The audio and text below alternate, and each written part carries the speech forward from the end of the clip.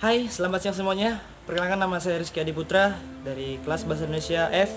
Ingin mempresentasikan hasil dari diskusi saya dengan judul Seberapa seriusnya coronavirus sehingga menghambat stabilitas suatu negara.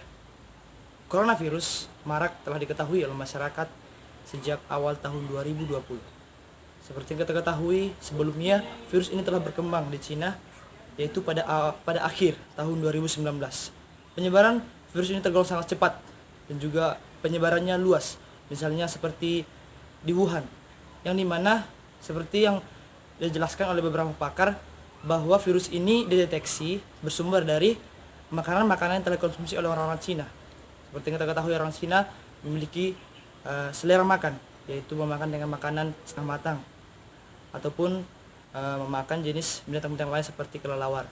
Seperti contohnya, penyebaran virus ini terbilang sangat mengancam dan juga sangat mengkhawatirkan seluruh masyarakat, yang dimana virus ini mampu menyerang dan juga mengakibatkan kelumpuhan total terhadap seorang manusia yang terjangkitinya, yang dimana coronavirus ataupun sering disebut COVID-19 menyerang pernapasan manusia dengan menyerang bronkus sehingga menyebabkan pneumonia dan juga menyerang cabang tenggorokan, sehingga saat terjangkit oleh virus ini tentu akan mengakibatkan sesak napas dan juga mengakibatkan kematian.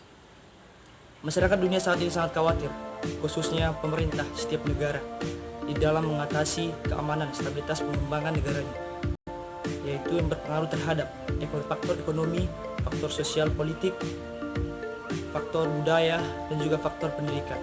Misalnya dalam faktor ekonomi, suatu negara harus betul-betul mempersiapkan dan juga harus betul-betul mengalami kerugian. Misalnya pada ekspor impor, yang dimana pada saat ini telah dikurangi, dan akibatnya devisa setiap negara tentu akan berkurang. Tentu ini akan berpengaruh terhadap pendapatan suatu negara itu. Begitu juga dengan pendapatan per kapita yang didapatkan oleh setiap warga negara, yang dimana setiap warga negara dituntut untuk tidak melakukan aktivitas kesehariannya karena betul-betul virus ini mengakibatkan suatu hal yang tidak diinginkan. Jika terjadi interaksi antara setiap warga negara, tentu penyebaran virus ini akan semakin melebar.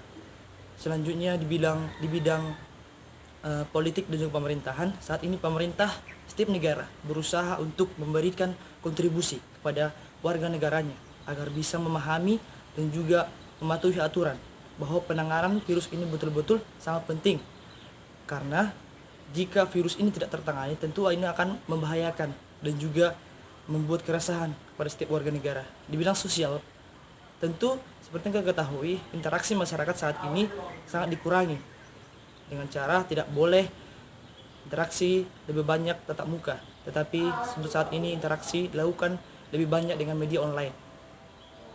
Berikutnya di bidang pendidikan. Pada bidang pendidikan saat ini, pemerintah berusaha untuk menggiatkan media online, yang dimana media tatap muka dikurangi agar akibat dari terinfeksinya virus ini berkurang. Maka dari itu, pemerintah memberikan solusi supaya masyarakat selalu berhati-hati dan juga selalu menjaga diri agar terhindar dari coronavirus, seperti mencuci tangan dengan baik dan juga menjaga kebersihan, juga menjaga sistem ini. Terima kasih.